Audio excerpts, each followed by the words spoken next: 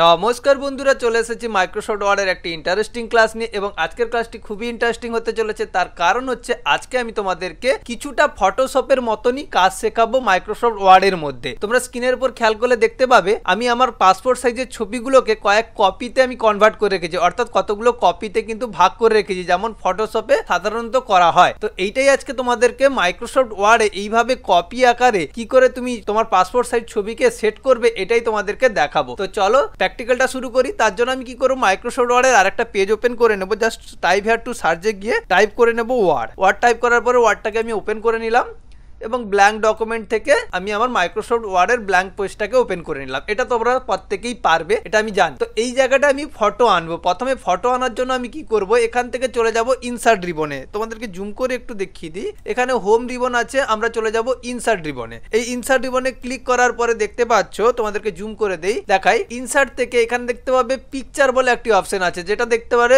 Illustration command গ্রুপের মধ্যে আছে। দেখবে পিকচারের নিচে একটা অ্যারো আছে, এই অ্যারোতে ক্লিক করবে। অ্যারোতে ক্লিক করার পরে দেখতে পাচ্ছ দিস ডিভাইস বলে একটি অপশন আছে। তোমাদেরকে জুম করে করেই দেখাই। দেখতে পাচ্ছ পিকচারে ক্লিক করার পরে দিস ডিভাইস বলে একটি অপশন আছে, সেখানে ক্লিক করব। তাহলে পিকচার থেকে দিস ডিভাইসে ক্লিক করার পরে তোমরা তোমাদের অ্যাড্রেসে চলে যাবে যেখানে তোমাদের পাসপোর্ট সাইজ ছবিটা আছে। যেরকম আমার ই ড্রাইভের ভেতরে দেখতে পাবে ফটো এডিটিং বলে একটি ফোল্ডার আছে, তার ভেতরে এখানে স্টুডেন্টস ফটোস আছে। ঠিক এইরকমই তোমরা যেখানে ফটোটাকে সেভ করে রাখবে সেই অ্যাড্রেসে চলে যাবে। তারপর আমি কি হলো, আমার পিকচারটাকে সিলেক্ট করে ইনসার্ট করে নিলাম। এবার আমার পিকচার কিন্তু অলরেডি মাইক্রোসফট ওয়ার্ডের ভেতরে ইনসার্ট হয়ে গেছে। এরপরে কি করব, পিকচারটা যখনই আমার ইনসার্ট করে নিয়েছি দেখতে পাবে এখানে পিকচার ফরম্যাট বলে একটি নতুন রিবন তৈরি হয়ে গেছে।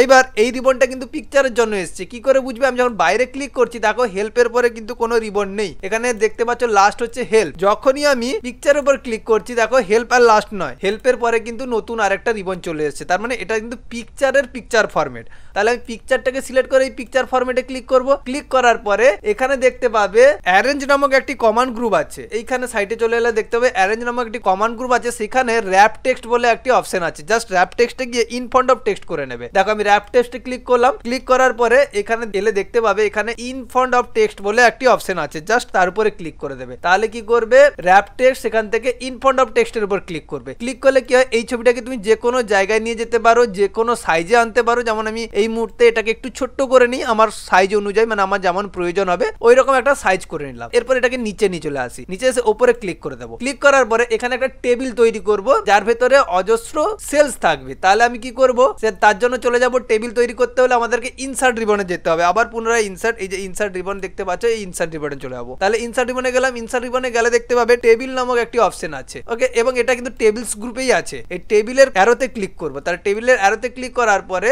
এখান থেকে কিছু সংখ্যক আমি রো সিলেক্ট করে নেব। আমি 5টা মতন রো সিলেক্ট করে নিই। 5টা মতন রো সিলেক্ট করে নিলাম। দেখো আমি তোমাদেরকে জুম করে দেখাই, এই দেখো 5খানা রো কিন্তু আমি সিলেক্ট করে নিয়েছি এবং এটা কিন্তু এখানে চলে এসেছে। তাহলে আবার একবার সিলেক্ট করে নিই, টেবিল থেকে 5খানা আমি রো সিলেক্ট করে নিলাম এবং ক্লিক করে দিলাম। ক্লিক করার সঙ্গে সঙ্গে আমার কিন্তু টেবিল আকারে চলে এসেছে। এরপরে কি করব, এই টেবিলের নিচে যে দাগটি রয়েছে তার উপরে কার্সারটাকে নিয়ে গেলে দেখতে পাবে দুদিকে দুটো তীর চলে এসেছে। জাস্ট সেই মুহূর্তে তুমি ক্লিক করে একটু টেনে দেবে, মানে তোমার সাইজ অনুযায়ী টেনে দেবে। এরপরে কি করবে, ছবিটাকে নিয়ে ছবিটার উপরে ক্লিক করে এই টেবিলের রো এর ভেতরে সেট করে নেবে যেমন তোমার প্রয়োজন হয়। জাস্ট আরেকটু আমি বড় দরকার, বাস বড় করে নিতে পারলে সাইড থেকেও টেনে নিতে পারো, এইভাবে কিন্তু সেট করে নিতে পারো। এরপরে যতগুলো তোমার ফটোর কপি লাগবে ততগুলো সেল তৈরি করে নেবে। কিভাবে সেল তৈরি করবে, পাশের সেলে চলে আসো বা ট্যাব প্রেস করবে। কিবোর্ড থেকে ট্যাব প্রেস করতে থাকবে, এত দূর এসে তারপর ট্যাব প্রেস করলে দেখো নিচে চলে এসেছে। আবার ট্যাব প্রেস করতে থাকো, আবার দেখো নিচে চলে এসেছে। এরকম তোমার যতগুলো কপি লাগবে সেরকম ট্যাব প্রেস করে এরকম নিয়ে নিবে। একটা এক্সাম্পল হিসেবে আমি এত দূরই রাখলাম। এরপরে কি করব, এরপর চলে যাব মেলিং রিবনে। এইখানে যে উপরে দেখতে পাচ্ছ রেফারেন্সের পরে যে মেলিং রিবনটি আছে, তোমাদেরকে জুম করে দেখে দিই, এই যে মেলিং, এই মেলিং রিবনে চলে যাব। তাহলে মেলিং এ চলে গেলাম। মেলিং এ যাওয়ার পরে এখানে দেখতে পাবে স্টার্ট মেল মার্জ বলে একটি অপশন আছে।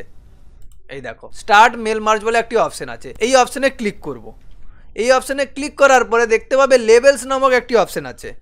জাস্ট স্টেপ বাই স্টেপ এভাবে ব্যবহার করে স্টার্ট মেল মার্চ, সেখান থেকে লেভেলস বলে অপশন আছে, সেখানে ক্লিক করবে। তাহলে স্টার্ট মেল মার্চের পর লেভেলসে ক্লিক করলাম। ক্লিক করার পরে এখানে দেখতে পাবে লেভেলস অপশন নামক একটি ডায়লগ বক্স ওপেন হয়ে গেছে। তোমাদেরকে জুম করে দেখিয়ে দিই, লেভেলস অপশন নামে একটি ডায়লগ বক্স ওপেন হয়েছে। সেখান থেকে তুমি এখানে লেভেল ভেন্ডরস বলে একটি ঘর আছে, লেভেল ভেন্ডরস, তার পাশে দেখবে একটা ড্রপ ডাউন আছে। এখানে A1 আছে, A1ই সিলেক্ট থাকবে। এবারে অনেক সময় A1 নাও থাকতে পারে, তাহলে ড্রপ ডাউন এখানে ক্লিক করে এখান থেকে তুমি A1 A1টাকে সিলেক্ট করে নেবে, কারণ এখানে অন্যান্য অপশনও তোমার সিলেক্ট থাকতে পারে। অবশ্যই অন্যান্য অপশন সিলেক্ট থাকবে, সেখান থেকে তুমি এই ড্রপ ডাউন অ্যারোতে ক্লিক করে A1 অপশনটাকে সিলেক্ট করে নেবে। দেখো এই যে A1 অপশনটাকে কিন্তু সিলেক্ট করে নিতে হবে। তাহলে আমি ড্রপ ডাউনে ক্লিক করে A1টাকে সিলেক্ট করে নিলাম। দেখো A1টাকে সিলেক্ট করে নিয়েছি, দেখতে পাচ্ছ। এরপরে নিচে এলে দেখতে পাবে প্রোডাক্ট নাম্বার। এই প্রোডাক্ট নাম্বারটা তোমাকে আমি প্রেফার করব, এই যে এখানে দেখতে পাচ্ছ যে সোজাসুজি আমি দাগটা টেনেছি A128171, এইটাকেই ব্যবহার করার চেষ্টা করবে। অন্যান্য অপশনও ব্যবহার করতে পারো সাইজ ওয়াইজ, আমি আমার এই অপশনটাকে ব্যবহার করলাম, আমি যেটা প্রেফার করলাম তোমাদেরকে। দিলে কি হয়, ওর যে সাইজের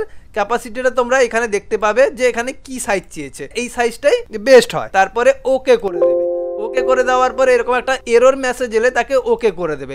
ওকে করে দেওয়ার সঙ্গে সঙ্গে দেখতে পাচ্ছ ব্ল্যাঙ্ক হয়ে গেছে, মানে চলে গেছে। এতে ভয় পাওয়ার কিচ্ছু নেই, জাস্ট CTRL এর সঙ্গে জেড প্রেস করে আনডু করে আবার পুনরায় ব্যাক করে আসবে। তারপরে আবার মেলিং অপশনে চলে যাবে। মেলিং থেকে এইখানে দেখতে পাবে এখানে আপডেট লেভেল বলে একটি অপশন আছে, জাস্ট আপডেট লেভেলের উপরে ক্লিক করে দেবে। দেখো ম্যাজিক, অর্থাৎ তোমার কিন্তু সমস্ত সেল, অর্থাৎ যতগুলো সেল তুমি তৈরি করে রেখেছিলে সবগুলো সেলেই কিন্তু তোমার পাসপোর্ট সাইজ ফটো কিন্তু কপি হয়ে চলে এসেছে। এরপর তুমি একটা কালার প্রিন্টারে প্রিন্ট করে নিলেই তোমার কিন্তু পাসপোর্ট সাইজের অজস্র ছবি কিন্তু চলে আসে। আর কিন্তু তোমাদেরকে স্টুডিওতে কষ্ট করে যেতেও হবে না, তোমরা বাড়িতেই কিন্তু সহজে মাইক্রোসফট ওয়ার্ড দিয়েই করে নিতে পারবে। তো আশা করছি আজকের ক্লাস থেকে তোমরা ইউনিক একটি কাজ শিখতে পেরেছো, যেটা মাইক্রোসফট ওয়ার্ডে খুব ইম্পর্টেন্স একটা কাজ। যদি ভালো লেগে থাকে অবশ্যই চ্যানেলটিকে সাবস্ক্রাইব করো, এবং যারা সাবস্ক্রাইব করে রেখেছো অসংখ্য ধন্যবাদ। বাই।